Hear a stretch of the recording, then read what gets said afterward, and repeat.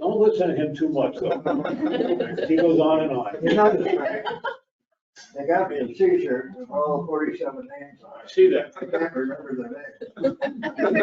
I need a cheat So I sheet. got one down here, but they should have printed it upside down. And that way I could just say, oh, yeah.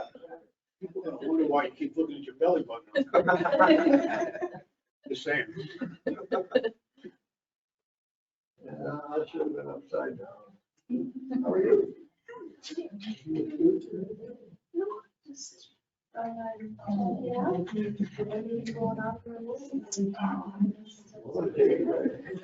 We're out here.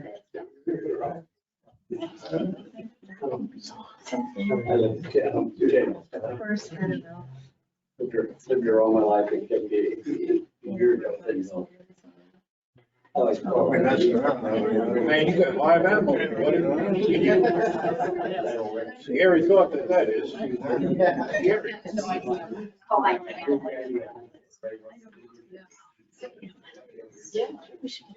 We probably appreciate it.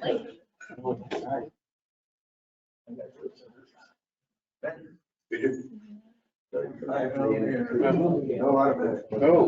Oh, I paid about $12 for it. No. No. Yeah.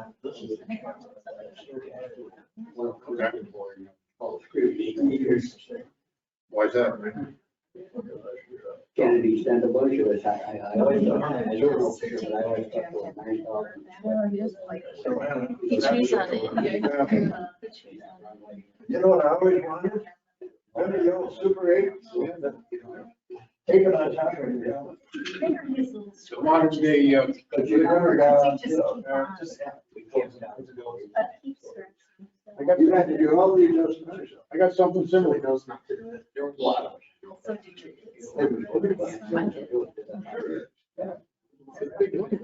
Oh, I don't know where I got the 45. Are you ready? Anytime you are. All right. Objectable. Okay. I want to thank everybody for being here today. It's great to see a room full of people for Doug's presentation. I did want to point out we have some posters up here of upcoming library events. A couple notable ones is going to be on the 26th of October. We'll be discussing Our History is the Future by Nick Estes. It's the One Book South Dakota book this year, which we have available to check out at the desk. And then on October 29th, we'll have Christine Reddick, author of Someone Knows, which is a book about cold cases in South Dakota. She'll be here visiting. So that's what we have coming up.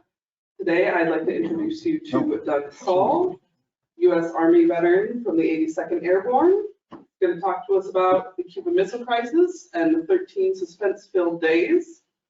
And it's going to be excellent. Great. Thank you. Yes. Yeah. Well, Paige, let's set the mood. I don't know about you guys, but music is my mood getter. Some people. Hit it, Paige. Is it too loud? Is it not loud enough? Crank it up. Okay. This is 1962. Who is it? Who said that? Joe Lima. That's how we dance. And those gals.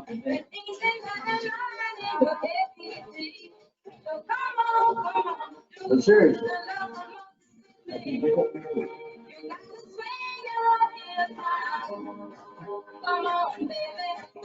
I don't know what this is. It's not the bandstand, is it? No.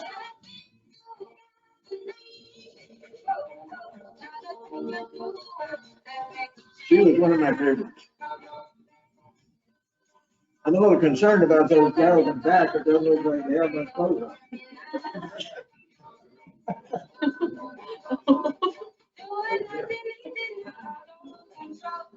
And those guys, they're not doing much.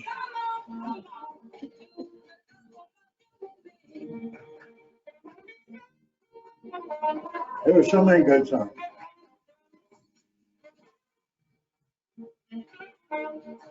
Is this Motown or is this?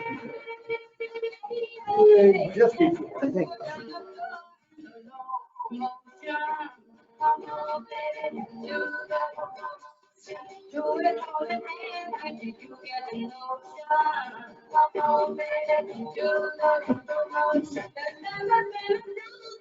Thank you. Ready?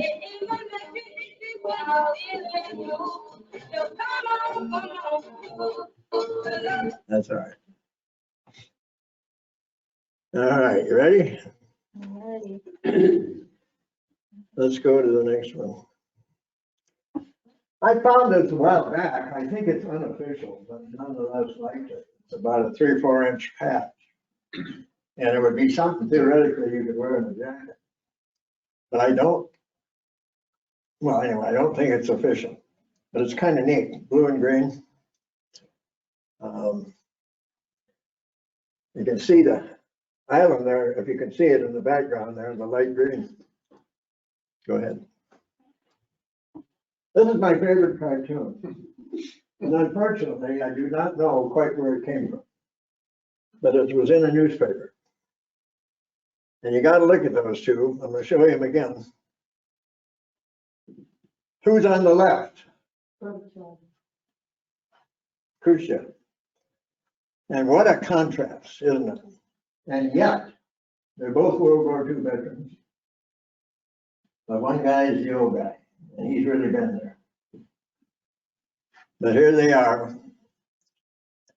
sitting on an atomic bomb, eyeball to eyeball, they call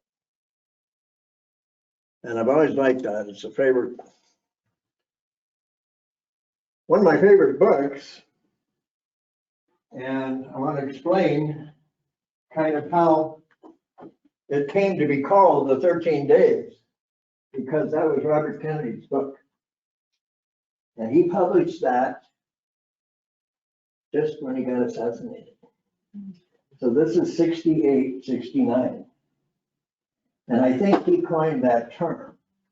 But anyway, he made it the title of the book, and it's been that way ever since. They talk about the 13 days. So what are the 13 days? Well, I've got a handy little map up here. Do we have one page? Yes. Let's look at that. It's a half a calendar. You probably noticed it's a funny looking October. Anyway, we're a couple days early here. The 16th is a Tuesday, and that is day 1. We are going to talk about 13 days, and date number October 28th is literally day 13. And everybody is happy at that point. Everybody is not happy on the 16th. President Kennedy is very upset. Why did they arbitrarily pick the 16th? I know the answer to the 28th, but why? Well, guess what? It was discovered close up that there were in fact missiles. Because they got the camera on. And I think it had happened the Monday or something before, and they went down and said, President, we got a problem. And he convened what was called the EXCOM, E-X-C-O-M-M. And it was all the cabinet and a few other people, primarily his brother. I think there's 16. And they meet day and night for the next 2 weeks. Day and night for the next 2 weeks. We're going to refer to this. I want to point out a couple things over here later, but that's what the big, what it would look like blowing up. Go ahead, let's see what you got. Now I wanted to show you some literature that I've had over the years, probably the most interesting one, and it'll put you to sleep. Kennedy tape recorded everything. Everything. That book is 400 and some pages thick of the transcript. So you can go to 10 o'clock, and it's all there. This was hidden for about 50 years. And they finally got it released.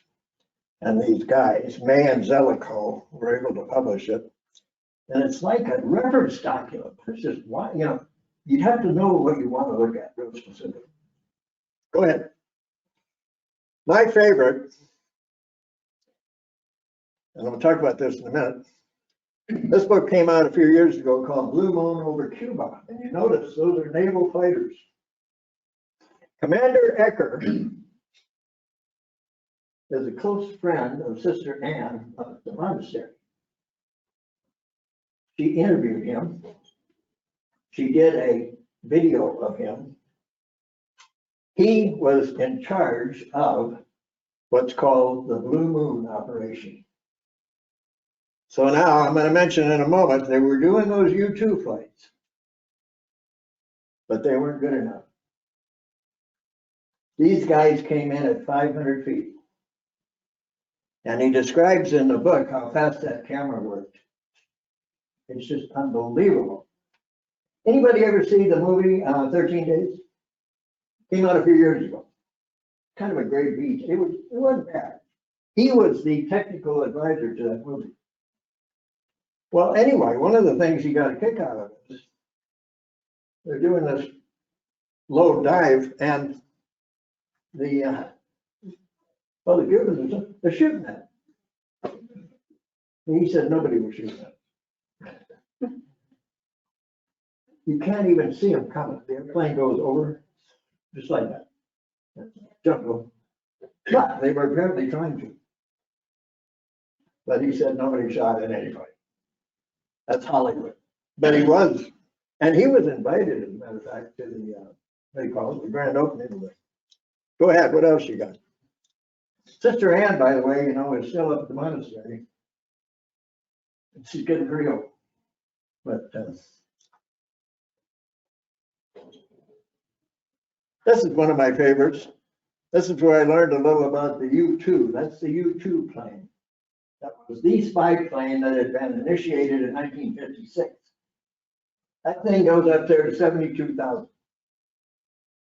72,000. Shooting down. So you could probably see why that other plane was getting better pictures. But they did have good pictures. But they wanted more.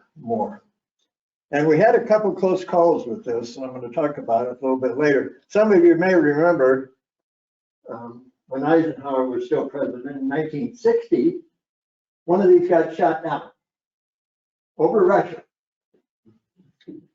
And that was the biggest fear. And his name was Francis Gary Powers. Does anybody know what happened to Francis Gary Powers? Jailed for 5 years. And in my uncle's book, my uncle was in charge of that. It was a flaw in the O-ring he designed in a hydraulic system. Oh. The Russians never shot him down. Oh, He was in Area 51. yeah. Well, anyway, I think he's the guy that was exchanged for the prisoner. And they made the movie Bridge of Spies or something like that. That was a pretty good movie. That came out a few years ago. So here we are. It's just scary. Those planes were taken off all over the country. And there was a McCoy base down in Florida. That was one of the places. Well, they didn't have far to go. But they were taken off from Texas. They were going and going and going. But that's when the Defense Department called for that naval aviation thing, and they were able to help out. Anyway, you have another one there? Huh? This one's kind of interesting. I stumbled across this not too long ago. Believe it or not, it's written by a Russian. So you can matter, you get a whole, you get a different story. A little harder reading, but it does give you a little different slant. Now, I know you can't see this too good. I pieced together a map because I tell you, there was a lot of things I didn't understand about this place. Well, number one, I didn't understand how big it is. I thought it was an island. Kind of like an island. This is almost as big as Florida. 60%, 80% size of Florida. Here is the layout of the missiles. And above, you can't see too well, that's a layout of the invasion route that was being talked about. Well, Havana's up in here someplace. You can see where most of them were. And that was the point, of course, of the invasion. Remember now, old Castro, he'd been hiding out in the woods for years. He was down here. So this is kind of rugged territory here. That's a little more civilized up there. But that shows the targets.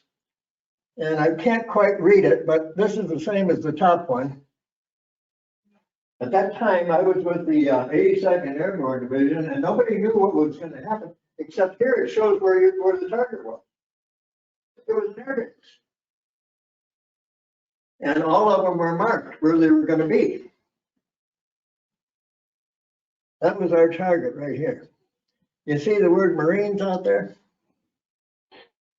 They had their targets.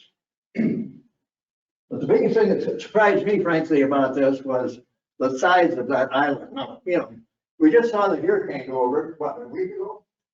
They got wiped out. This is hurricane season. Well, it was hurricane season 60 years ago. So that would have been an interesting thing. So keep that picture in mind a little bit. Kind of goes to the northwest. What do you got, Paige? I threw this in because it's something that's not often talked about. Everybody was all up in arms. Everybody was not all up in arms. This is in New York City or someplace, and people are protesting. But look what that one sign said. Be careful. I don't remember any protest, but it was going on. Not like in Vietnam, but this is going on. And it probably went on for 2 or 3 weeks. This was off of a newspaper in the, I forget what it was, New York area. Before we go to the next slide, I want to just do a quick brief thing. This is 1962. Remember, Castro was kind of a hero. He overthrew the dictator in 59. He's in New York City. What's he do? Ticker tape parade, I think. He spoke to the UN in 1960. Eisenhower is still president. He lectured them for 4 hours about what awful people we were. And Eisenhower is sitting there saying, what do we have here? And we had Castro. They give him a parade. He leaves town, and 5 minutes later, he's on a cruise ship. And that's when it starts. So this would be 60, going towards 61. Eisenhower's out of office. Kennedy comes in January of 61.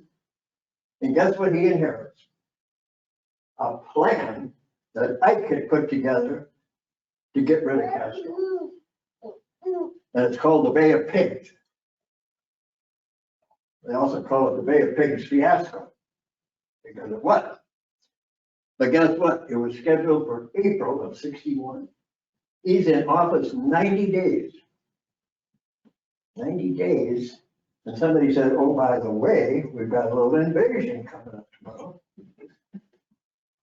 Now, a lot of people think that Kennedy didn't buy into it. The main thing was, it was a ragtag outfit. The CIA was kind of running this. And Kennedy had some problems with that.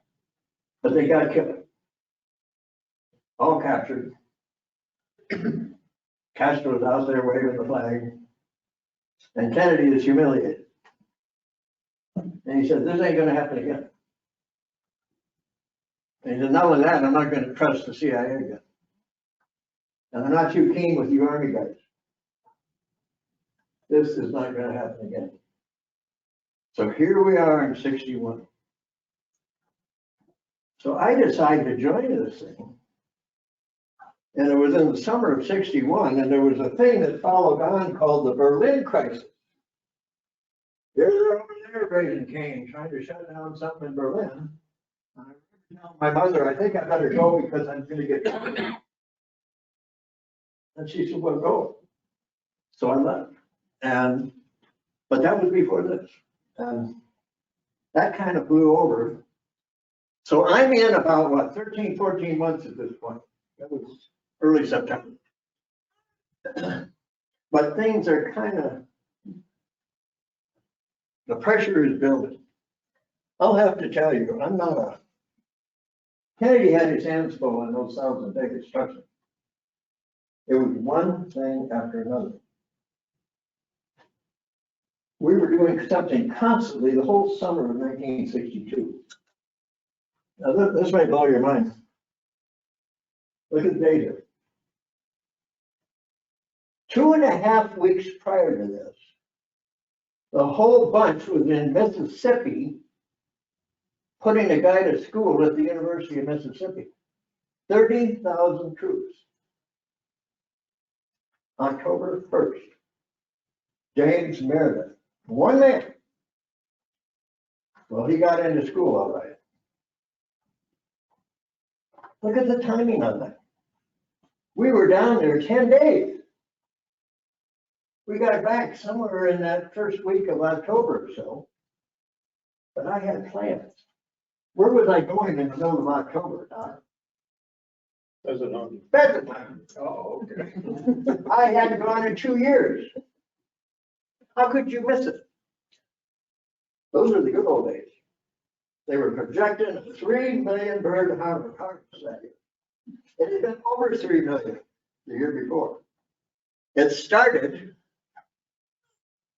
the third weekend in October. This year is next week. Now, I want you to put your thinking cap on here a minute. This is all building. And somehow I got a leave slip. Somehow I got a leave slip. And I left town, which would be, let's call it day 2. This is the 13 days already. And they're sending me on vacation for 2 weeks. A little bit later, I met another guy doing the same thing.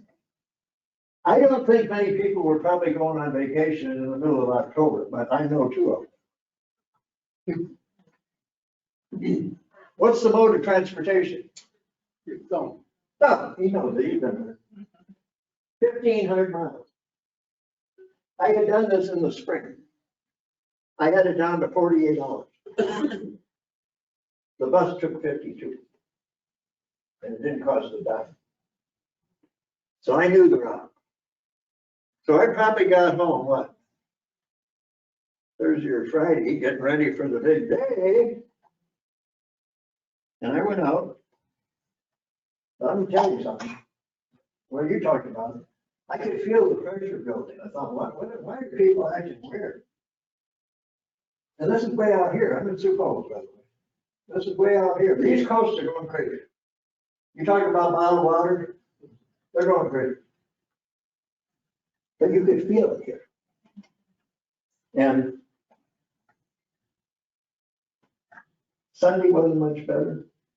Pressure mounting. Tuesday, I thought, this is not good. And believe it or not, I thought, I didn't belong here. I should have been back. Because I had a feeling this wasn't going good. And I had a feeling I was missing something. So, Tuesday came and went. What do you got, Paige? You'll love this. I'm doing a little party. I recall staying out to 3 or 4 o'clock that night. Because I think I felt the end of the year. I lived in this little house in Sioux Falls, and one of the kids came running up and said, "Get down here." And I said, "You better get away. Get down here. You got to sign something." You notice the date on this? Can you see it? 6:10 in the morning. Wednesday, the 24th. 6:10 in the morning. That's my only telegram. I don't know how many you got. So I staggered down, and my mother's standing there like this. And there's a little guy with one of those little hats on, you know. Sign here. And you know what he had the nerve to do? I think somebody hit him with a quarter and said, get the hell out. You know? And I don't think he delivered too many of those that day, quite frankly. Now, you'll know, I want you to notice another thing we'll come back to a little bit later. This is sent by the Commanding General of the 18th Airborne Corps. Why didn't it say the 82nd? Big picture. Trick question. Yeah. The Corps is over. 3 or 4 outfits, ours being one of them. So I'll come back to that in a minute. Fort Bragg is huge. It has its own airport. That's how big it is. But anyway, mine was signed off by the top guy. But now, I turned that over and I said, well, where's the travel voucher? The guy just said, there's no travel voucher. My mother looked at me and said, you're going back the way you got here. We didn't have any money. And it was probably, what, $100 for maybe a flight? And it was kind of interesting. I was a little bit in shock, a little bit, at 6 o'clock. And we had a little powwow. My mother made me a Bloody Mary. She said, you need this. And I did. And somebody had this idea. Why don't we call one of the local radio stations and ask them if they'll do a PSA for a guy that needs a ride south?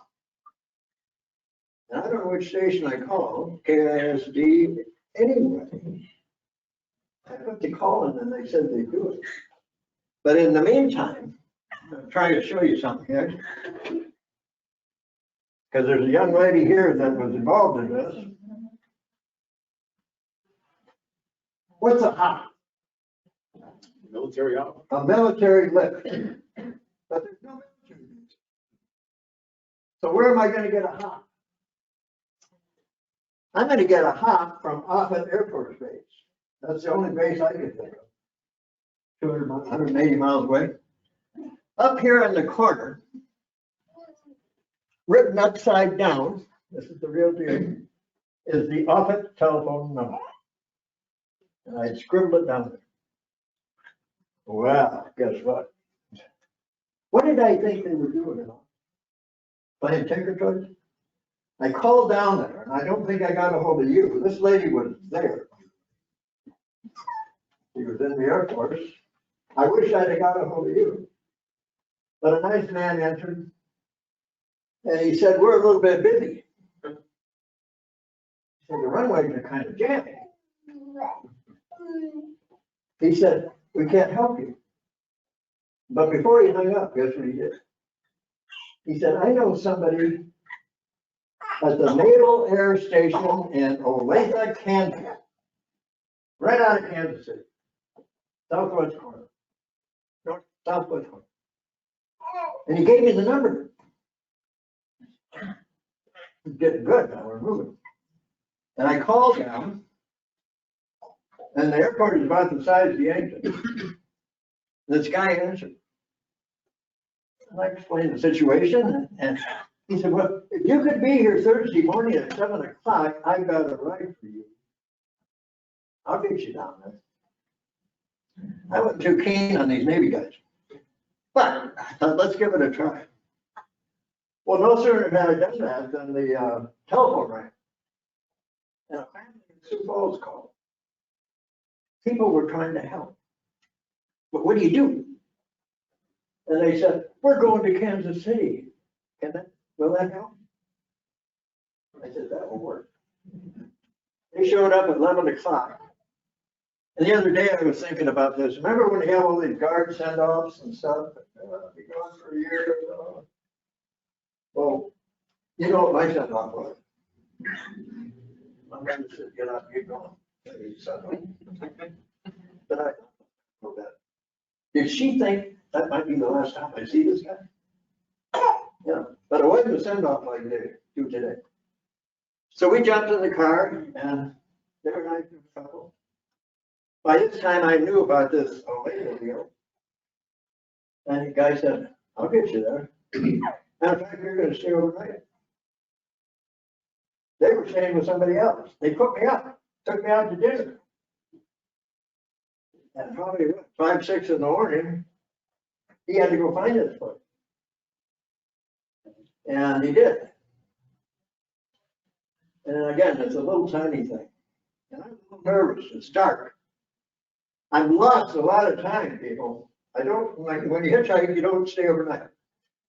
You keep present. So here I lost the whole night. The clock's ticking. Stuff's going on. Let's pause there, baby. What do you got? You'll love this. 2 years later, at the University of South Dakota, when I was back home, I ran into a guy from Highmore, South Dakota, who had been in the 101st. And I questioned, where were you? He said, I was pheasant hunting. I could not believe it. How could that be?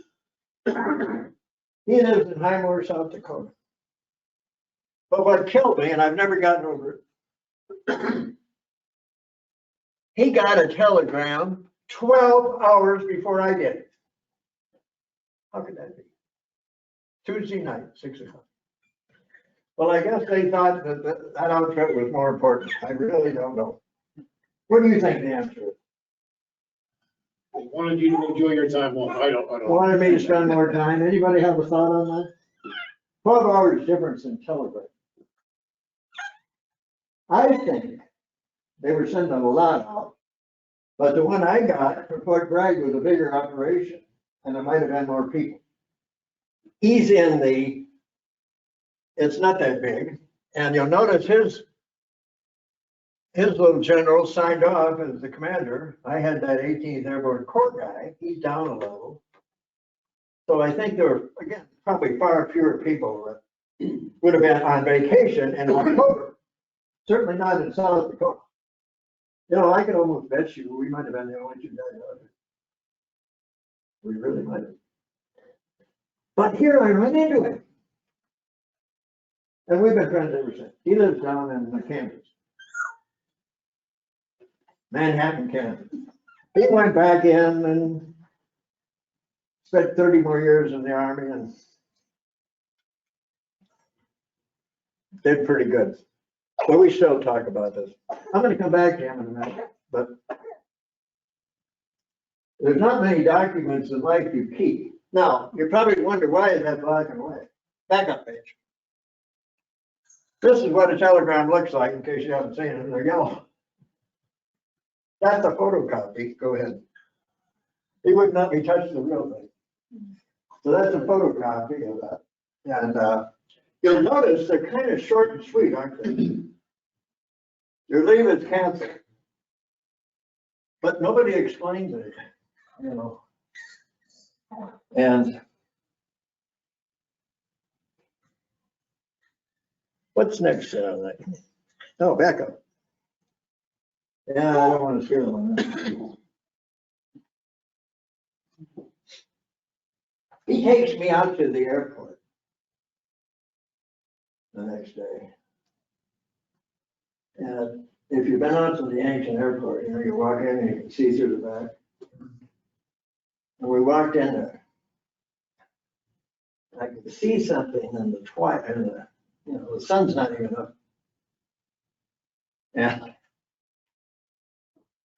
And I like, I don't know about this. And that was an opportunity. I could have walked away. Because I wasn't that keen on this, whatever I was looking at. Let's look at it, Paige. Have you ever seen a World War II bomber called the B-25? They had one out here in Asia not too long ago. You looked at it, didn't you? Yeah. Well, I had a couple of bad experiences with this thing, and they were prior to this. You remember 20 years prior to this? This was used on a raid on Japan. called the Billy Mitchell, it's called the Jimmy Doolittle raid. And FDR sent the bombers, 4 or 5 months after Pearl Harbor. And they had to take off of an aircraft carrier. They got as close as they could get. And then things went wrong. They thought the Japanese spotted them, so they pulled back. And then they told the general that you're not going to have enough fuel to get back. It's going to be a one-way. So 16 of them took off. And there's footage of that. You can see them taking off on that thing. Just crazy. You know how many survived? 14 of the planes made it. They were told to go to China. And Jimmy Doolittle, the commander, was one of them. And he goes on to become head of the whole Air Force. They had to crash them and bail out. One of them got shot down. One. And the other one ended up in Russia. And the Russians didn't know what to do with it. So they locked him up for 1.5 years and they escaped in 43. Russia was supposed to be our ally. Anyway, they survived. But amazingly, that many survived. And but I knew this story. And because I always been fascinated a little bit by this. What else do we have? No, back up. No, airplane, I'm sorry. I'm getting all messed up. I wanted to mention the one other thing about that airplane. I grew up with a kid in Sioux Falls, he was a year younger, lived right in the neighborhood, and we just exchanged, he liked military stuff, so we go down to the Army Navy store. And one day he told me, he said, you know, my dad was killed in World War II. And I said, I kind of wonder, what is it? And I asked him what happened. And guess what he said? He said he died in an airplane crash. And I said, what kind of B-25? Well, I know you know this story. I did a little research on this. The outfit was out of Sioux Falls. July 28th, 1945. The war in Europe is over. This guy had been flying forever in Europe. Apparently, they had to do something, so they're making him move planes, and he was flying this plane from to New Jersey, from Massachusetts. Ferry, is that what it's called? 2 or 3 of them. Now think about the dates. The war in Japan is over in about 6 days. So this poor guy, he gets that phone. I said, what happened? Well, he couldn't tell me. So I looked it up. Have you heard that story? Sure. They came in and they ran into fog. Empire State Building. And I think he was told to try to ditch. He didn't. Who knows? Now picture this. When he finally woke up, he thought he was crossing over one river, but it was the wrong river. He's flying through the canyons of Manhattan. And he looks up when he could see, and he's looking at the Empire State Building. He's low.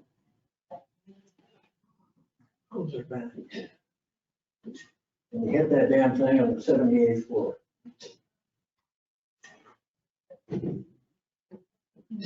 Falling out. Only 14 people got killed. It was a Saturday. Can you imagine what might have happened? Had it been a weekday or something.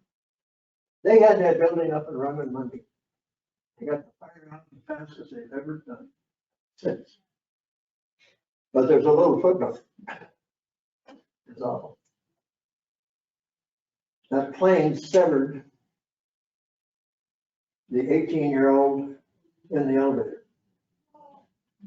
and she dropped 80 floors. And she survived. I think she's in the Guinness Book of World Records.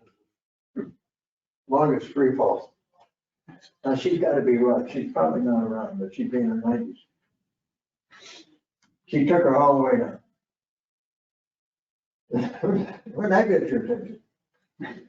So these are my thoughts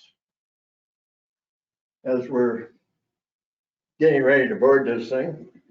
I go out there and there's two young guys, they're captain lieutenants or something. And I'm the only guy who's standing there. And they introduced themselves. I said, where are we going? Well, we're going to Memphis, the Millington Naval Air Station, north of Memphis. It becomes a prison later, but now we're a naval air station. Well, I said, that's good, man. We're going in the right direction. So I'd still losing a lot of time, but you got to get your map out, and you'll see that's a pretty good deal going to. And I said, all right, what do we do? And he's looking at me, and I had my uniform on. And he said, you jump out of airplanes? I said, yeah. He said, good.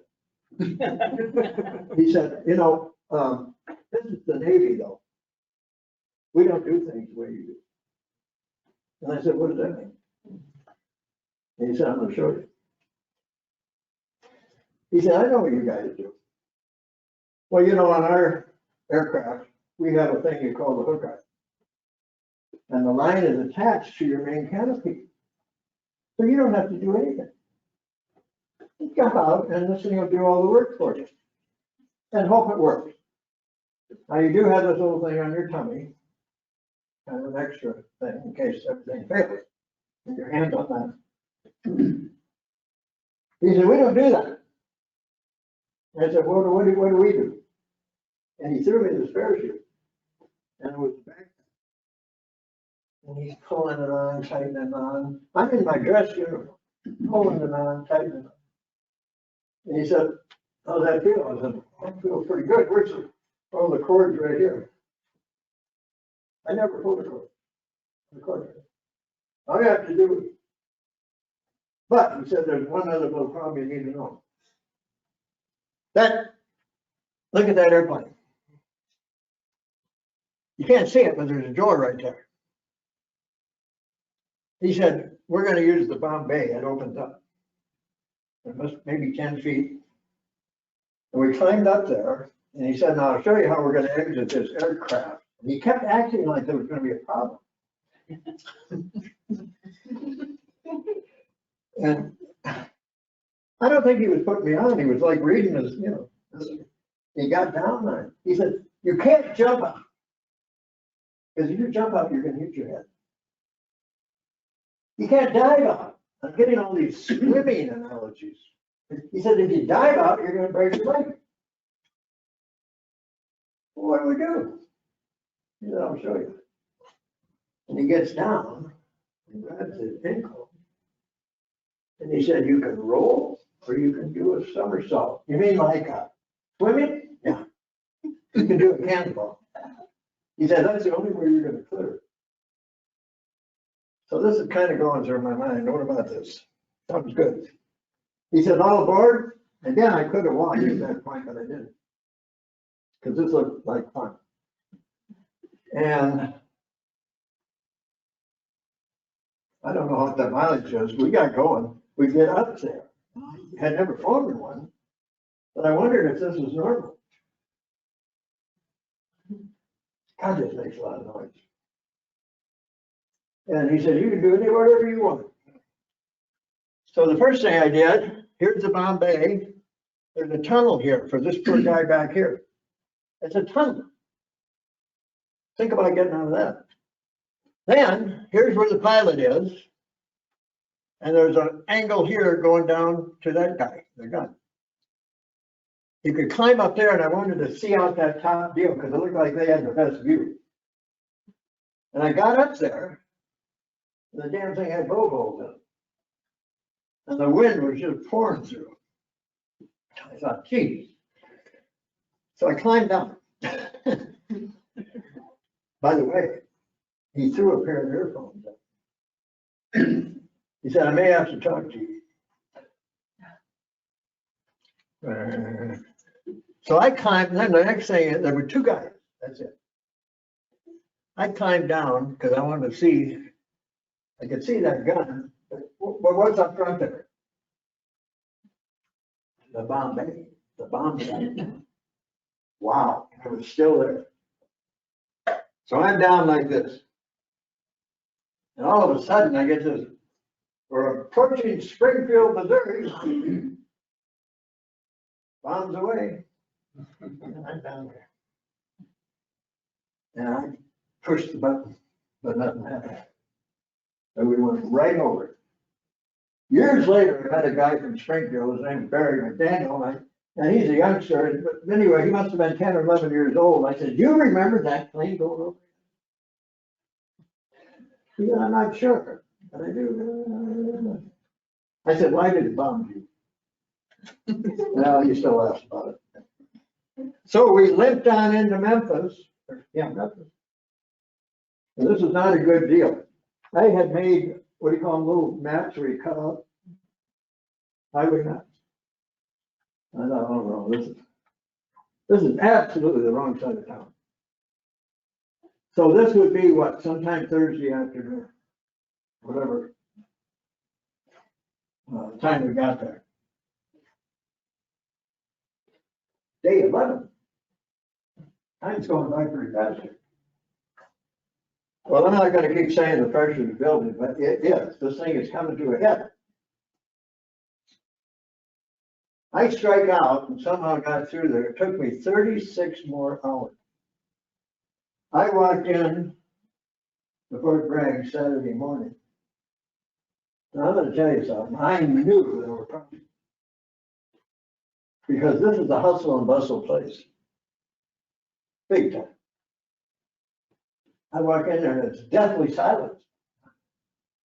Well, what's the reason for that? There's nobody there. They're gone. And they were gone. And they probably left Wednesday or Thursday. And they were deployed down to Florida, where that other unit was deployed. Well, Mike later told me, you know, his little man, they paid for his airplane. He got back to base on Wednesday. I'm still reading the telegram and he's already back. I don't know which day, but he got to go forward then to Florida. So they must have left around then too. I'm missing the whole thing. Now I know what you're thinking. That can't be it. But that's not the way I was saying. It's like going into D-Day a week later. Who wants to do that? You want to be in the front. So there's this deathly silence. And I made my way into the barracks and I learned another thing. I figured it would be locked. They leave one guy. And who's that guy? The company clerk. I thought, that's a good job. And he was there. And I said, what? He looked at me and he said, where you been? And everybody hated those guys. He told me, he says, where you been? Coming back from the leave you sent me on. He said, well, they're gone. And I said, where are they going? He said, I can't tell you. And I'm not going to tell you. What do I do? Go sit down, have a black label beer someplace. And that's Saturday now, folks. Does anybody know what Saturday is called in this little thing? It's called Black Saturday. Why is it called Black Saturday? We had heard rumblings that maybe a deal was being made. How could it be Black Saturday? Well, guess what? That's when they shot down the U-2. And poor old Rudy Anderson, a young guy, was doing the run. And you're not going to believe this, but it's true. The after He got killed, unlike the deal in 1961. He apparently was just about to get beyond the land where he was okay. They wouldn't shoot him once he got over the water. He was about ready to clear. But those Cubans and Russians were so upset because of this constant overthink. Well, you can imagine, anybody would be. So whoever was running that missile site, SAM site, whatever they call them, the guy said, I've had it. Now notice the date. It's Saturday. He picked up the phone and he's got to get approval. So he calls his boss, whoever that would be, and the boss won't answer the phone. He might have been targeted. So the guy said, we're going to do it anyway. And he pushes the button. Now that reminds you a little bit of a missile silo. He said, we're going to do it. And he fired up a couple and they nailed him big time. Now, what do we got here? Kennedy doesn't know about this. Khrushchev doesn't know about this. Castro doesn't know about this. Who knows about it? The guy that just shot him down. Kennedy later said, there's always 2% that don't get the word. You're not going to do this. And Khrushchev came unglued because he's about ready to sign off on the deal. But what's the importance of this? The military had all along been arguing that we need to stop fooling around with these people and go in, right? And for over a year. And they came unhinged at this. So Kennedy is kind of getting in a corner. And there was a guy, I don't know if you've heard of him, General Curtis LeMay, who was head of that Omaha, but he was also in the Pentagon. He is his motto was bomb them back to the Stone Age. And he got to Kennedy and said, this is it. This is it. We're going to go. Wait. Now you have to kind of sympathize with it. He had to make this decision that night, that day. Do we go or not go? And that was their biggest fear. What if somebody gets killed? What if somebody gets shot down? So all this pressure is coming. Robert Kennedy, I think, saved the day. Jack got him in the corner and said, this is it. I want you to meet with, I think his name was Joe Brennan, the Russian minister that was in Washington, and tell him this message. Jack rounded him up, and you got to picture this. Some bar downtown. And they got together, and he looked at him, and he said, I'm going to tell you this one time. This is it.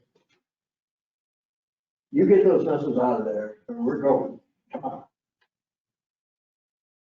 And the rest, he's looking at him. Well, you know the deal.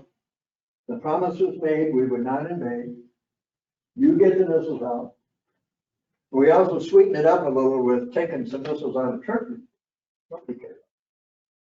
They didn't want this invasion. So apparently, communications weren't too good back then. But he must have got a hold of Mr. K right away because he agreed. And he's writing letters. They had some way of, I don't know how they did that, teletype. Anyway, that's what brings us over onto funding and what's considered the end of the crisis, because Khrushchev agrees to the deal. Agrees to the deal. And a little side story, when Castro finds out about this, he goes ballistic. Ballistic. He's not in the loop. And I tell you, they had trouble with it. Nobody knew what he was going to do, but he's out of the picture. One little footnote to this. So I'm sitting here having my second beer. And the next day, the troops all come back. That Monday. They walk in and say, well, where you been? And I say, where you been? And they laugh about that. What do you got, Paige? Later, I was working at a place up in Minneapolis, and I met this big Marine, about my age, named Pete Haynes. And I said, Pete, where were you at 60? He said, I was in San Diego. I said, what'd you do? He said, oh God, it was awful. We had to drive all the way around and go through however you get to Panama, however you get there. And this is his boat. He sent me the picture. It's called the USS Henrico.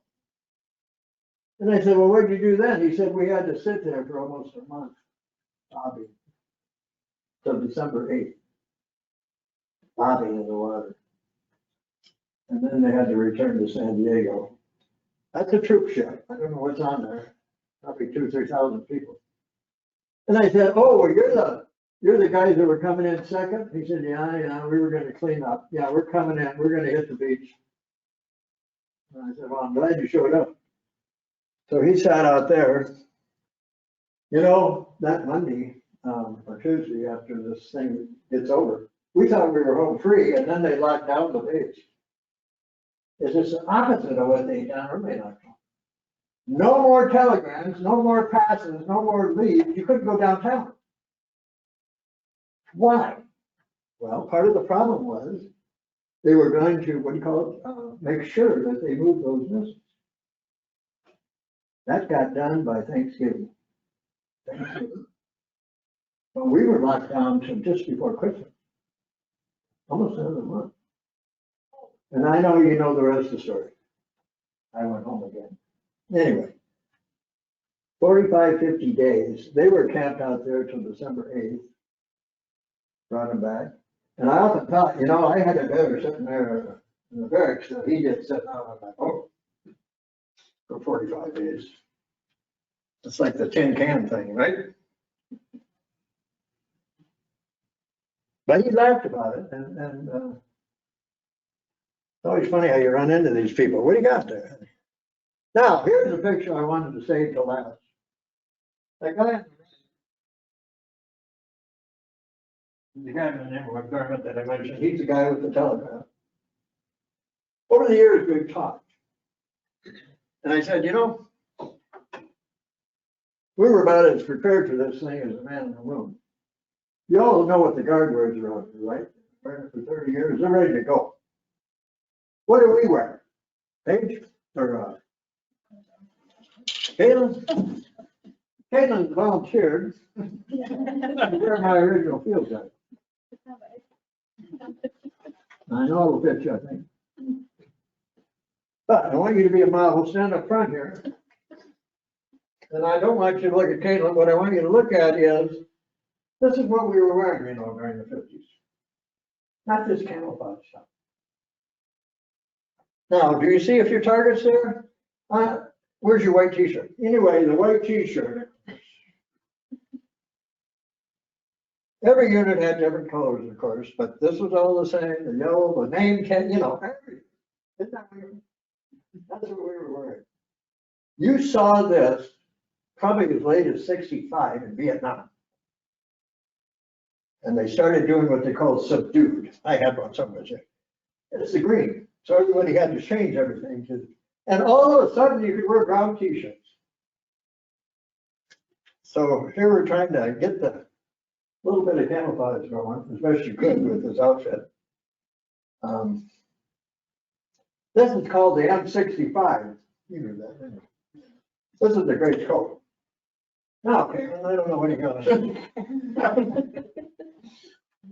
This is called what? Steel pot. You got a pot there, This is World War II. Everything is World War II. If you watch a football game, you'll notice how fancy those helmets are wearing now. And even the Army ones. This is not that. This is called a cover And it was invented in the late 50s, and underneath it's brown. So you could reverse it. Nobody ever did. Want to try? It only weighs a couple ounces. Wouldn't she have made a good looking trooper? The problem is they're wearing it. All male, I hate to tell you. Okay, you can take it off. Most people, your neck needs a little adjustment. Your neck needs a little adjustment. But in this particular model, came with the rubber band, and it's good for anything. And you'll see guys had lighters, and, you know, whatever you want to stick in it. The only thing that worked for me was cigarettes and bullets. This was that famous aluminum one that could expand, Lucky Strikes or Kents, whatever you got. So that was handy. This is called a Mitchell cover. The guy literally, his name is Mitchell. That's who invented it. Well, the poor Marines, they got, look at a picture sometime. Look real close, it's not quite the same. They had to do their own, and guess what? They didn't get a rubber band. So they could never do this unless they stole one of ours. And we made sure that. Flash forward many years. You wanna, are you done? No, You want to- Mike, doesn't fit? Yeah. It fits me. Yeah. That was the best coat. Anything about it? Sure. But my point on this is, we weren't walking around here like these guard guys are, or anybody else, ready to go. This is what we were gonna wear. Except, Yes. what did I discover? To my shock, years later, Mr. McDermott, I guess I don't know what he said. He said, well, no, we weren't gonna wear that. I said, what do you mean you weren't gonna wear that? When we got to Florida, I'm telling you, this is a secret deal. When we got to Florida, a truck came up, throwing out boxes. He said, get your clothes on. And they issued them these two-piece steel. No rank, no name, no number, no nothing. And give me your clothes. This is taken at Fort Campbell, Kentucky, a couple days later when they came back, and he said, you know, 5 minutes later, they came and collected those, and I never saw them again. That's what we should have been wearing. But guess what? It was sitting in a box somewhere. So much for planning, right? Oh, gee.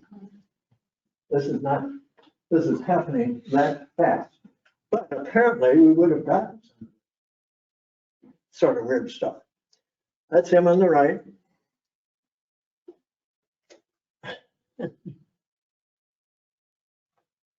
And I kind of was puzzled why he hadn't shared that with me.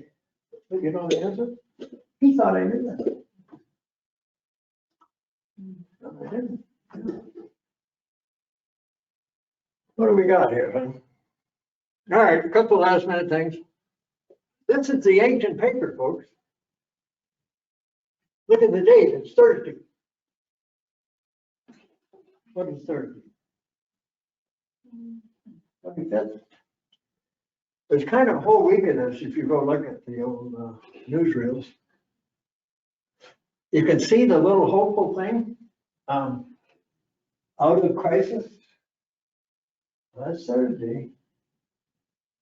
Oh, McDermott's gone and I'm lollygagging. That's Thursday. So there was some thought, you know.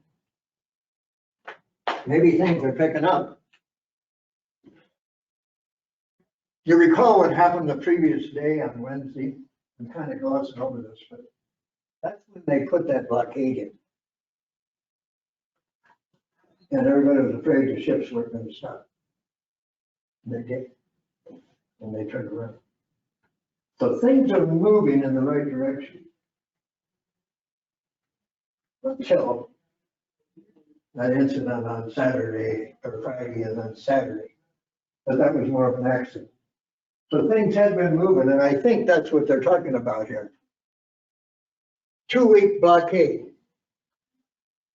They were letting some ships through, but nothing that looked like, you know, it was amazing what they brought in. 25 bombers, and they assembled them. They took them apart. That big rocket is 67 feet long. That intermediate range thing. Now, folks, this is 6 years ago. So those planes were spotting these things. They could see them on the ground. One of the, I didn't mention, but during, like, say, day one of the, when Kennedy's being informed, he asked the people and said, how much time do we have? Before they're armed. And the guy said 2 weeks. So they're searching for these warheads, but they couldn't find them. Well, look on your calendar. This is how close that 2 weeks was. Right? Friday, they said they're armed. 90% of them are up. So here we are, it's coming down to that. That's when, you know, poor Bobby had to go to work. And I think he did a pretty good job. What else you got, Jenny? Oh, I thought you'd get a kick out of this. This is some of the local magazines you can get out here. And I want you to look at this. This guy's pretty sharp. George Anderson, chief of all naval. They put him on the cover, November. The other day I got a Time magazine, I had to laugh. 60 years later, they're still doing similar covers. It's just hippie, like I'd seen that before. That's not him. What other magazine do we have out there? All right, here's November 2nd of, see, all these are trailing a few days now. That's kind of neat. I don't know what that is up there. That's Life. Who else we got? Oh, yeah. The boys. Eyeball, and I think the guy blinked. I think he blinked. And I don't see the date on that, but that would be right in that period somewhere in there. That was just a little sample of some of the magazine. Of course, the newspapers, you can imagine what that was daily. What do we have coming? Anything? Oh! Mary said don't do this, but I said I'm going. There's a thing called action photos. See, I'm kind of the history type. I like to prove things with photos. And these are mine. This would have been the following week. Oh, November, yeah. I snuck up behind this guy when we're going out, and we're out all the time, with my trusty 35, and I shot. Now, what do you think of that? I think I should have won a Pulitzer Prize. This is bad. What do you see there? This is Pope Airfield. Well, number one, this is a guy named Sergeant Allen, and he's standing there in front of us. We're back here. This guy must be the jump master. You can't see this. It's planes as far as you can see. Now, how long is that runway? I don't know. That's all you see. That's that C-130 Hercules, which they're still driving around today after 65 years. 65 years. This is one of the early models. So what happens is, as they come up, he's going to call us out. And that plane will hold 66 guys dressed like him, or 90 other people. And then you get on and they move on just like a taxi. Toot, toot, toot, toot. I just marvel at that. That was the best plane I've ever. Steve probably wouldn't agree to that. But anyway, it's the best plane I've ever been involved in with the Air Force. There's still, I think, 500 of those out there someplace. Air Guard, you know, all over the place. They keep a contingent at Bragg full time because they got to have an immediate response deal. So whatever they keep there is just standing there. Now, the guy is carrying a World War II weapon. We were outfitted with 1937 equipment. That's an M1 rifle. 1937. That's how that was attached at the time. This is kind of like a going naked, they called it. During World War II, they wouldn't even let them carry the guns sometimes. They had to put them in bag pods. But that ended apparently. I have, go ahead, Pete, I can't remember. Yes, this is that same month.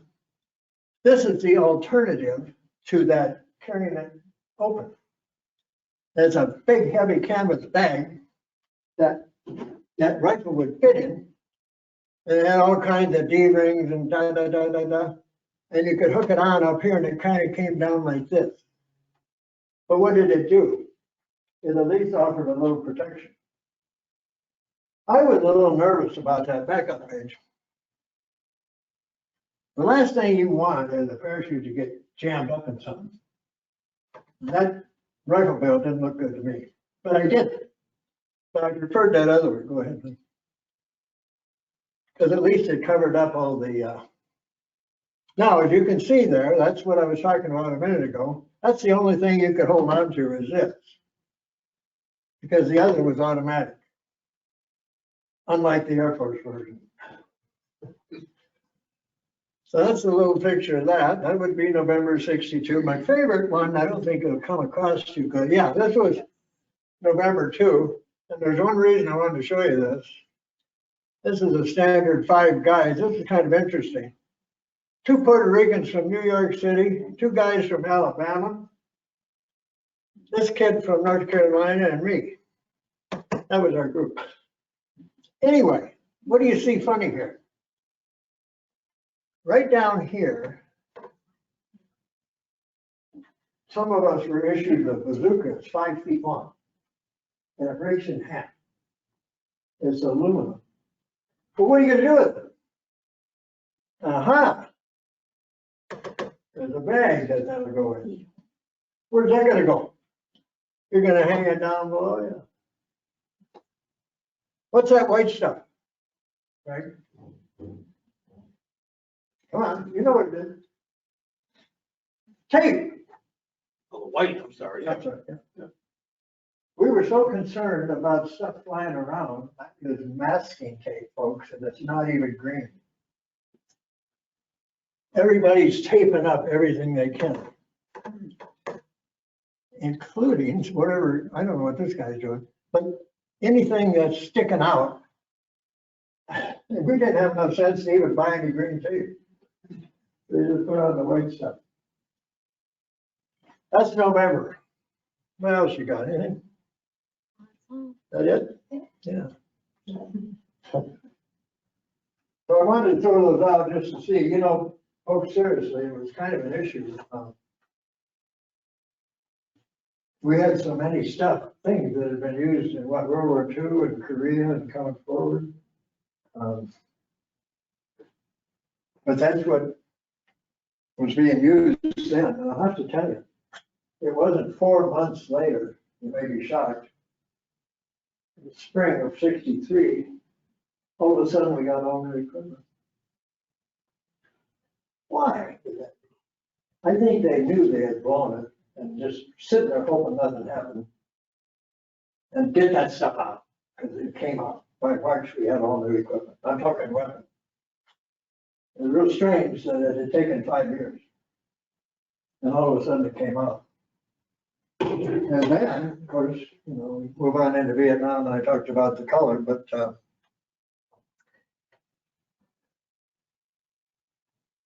anybody got a quick question? We're running a little over time.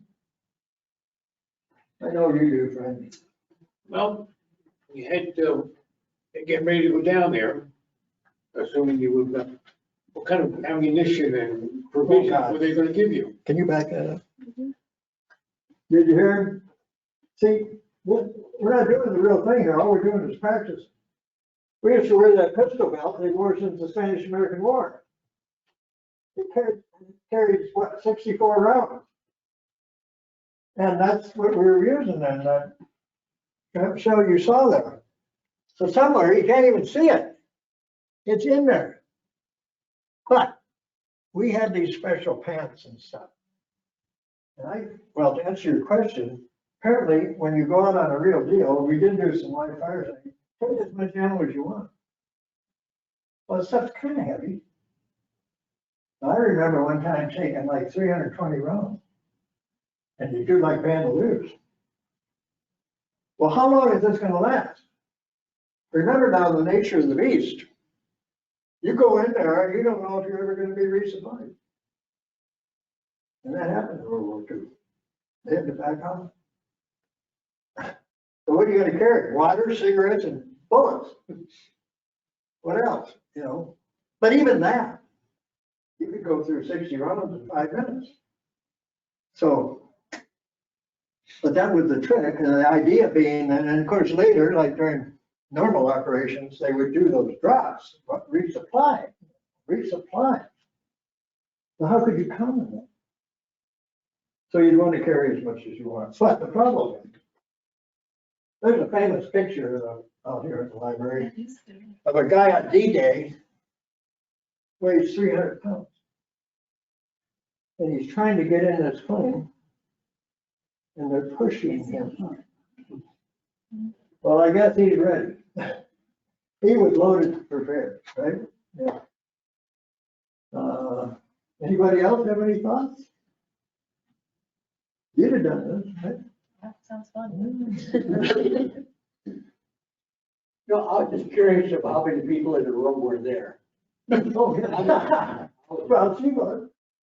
What? The lady there was at, You were there? Omaha, I mean, You were at Fort Campbell? no, she was at Sac. No, I was stationed off the Air Force Base. Omaha. Oh, you were at that?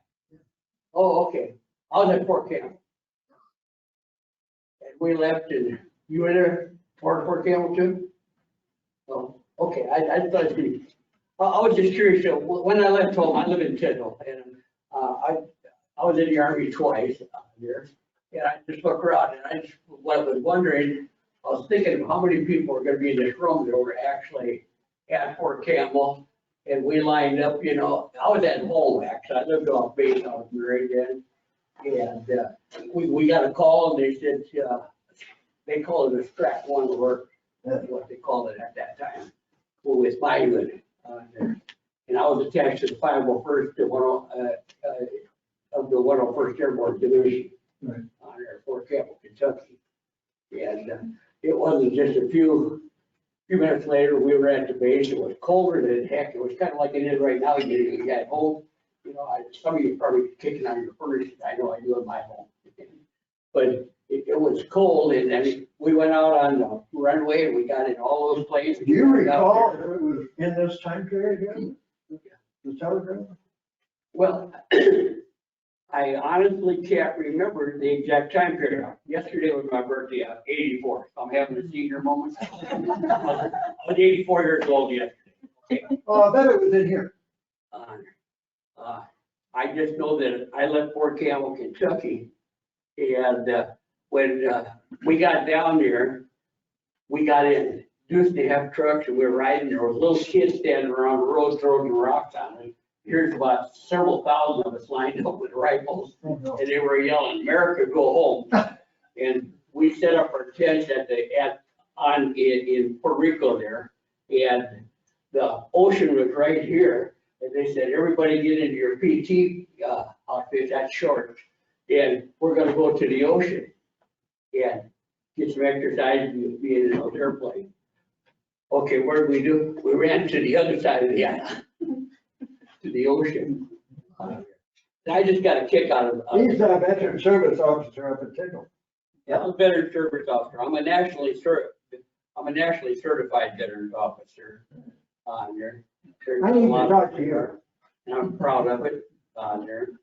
But I just remember that. And as far as that U2, my uncle J.B. Wood, and when he was 70 years old, the King of Denmark had him assemble a U2 for their museum over there. Oh my God. And he was with the SR-71 Blackbird after that. And so I had a lot of contact with them. If I'd have known this was gonna be like it is here today, I would have brought you the book from Area 51 that my uncle wrote. I have it at my house in Tyndall, if anybody, you ever in Tyndall? My name is Rich Berger. Some of you might know me on here. You were talking about how you started out there. We owned Groveland Park Ballroom in Tyndall for 40 years. Oh. And we're in the Rock and Roll Hall of Fame up in the Washington Pavilion on here. I was with Standard Oil Company for 32 years. I've been a pilot for 65 years. And so I know a little bit about some of this stuff, but I know just enough to get me in trouble because I'm forgetting some things. By the way, my wife said not to. This is the remnants of the khaki uniform. That would be the summer uniform. And you were wearing green wool because in October you changed. Half a year. So this, it had just been changed like October 15th. So this would be the summer uniform. It's all stripped down. But that's all gone now too. This is all gone. Everything's gone. Gone. Anybody else? Come on. Well, one time somebody asked, how many guys are in the house? And most of you probably know this, but you know, that would be 12 to 15,000 people in that unit, our unit. And most of the division size units are probably that size. I think they pulled together damn near 250,000 people. And I like the picture, just picture this wall here. We got Florida down here. I kept visualizing this giant slush, or you know, all this stuff was coming into Florida for weeks and weeks and weeks. Like, is it gonna fall off? No. But everything's just pouring in, and what he's talking about is the same thing. It must have made a lot of people nervous seeing all this stuff going by, you know. Anyway, I wanted to share that with you because this is the big 6-0 next week, I guess. Who do you think that is? Somebody trying to hitchhike somewhere? Ah, 21 there, folks. Where'd he go? Where'd he go? Where'd he go? Youngster, you. Yeah. Somebody kept saying, what is all this crap? I said, I like to carry food. I carry food.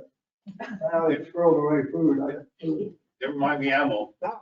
Give me the sandwich. Just give me food. Well, thank you for coming. Thanks, Mike. Sorry. Good job.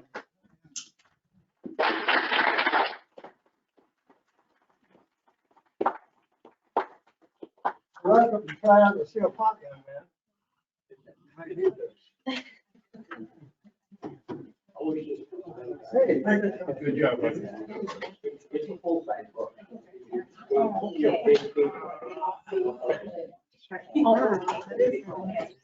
there. It's a fashion statement. thank you. Glad you came.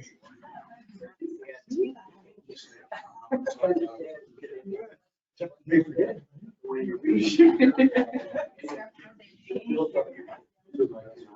you think of that?